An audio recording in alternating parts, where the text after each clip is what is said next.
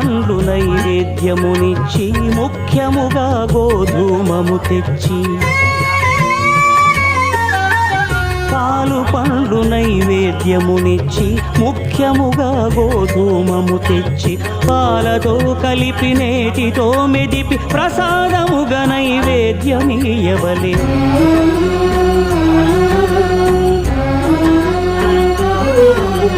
గోధూమము ఇంద్రియ సంబంధం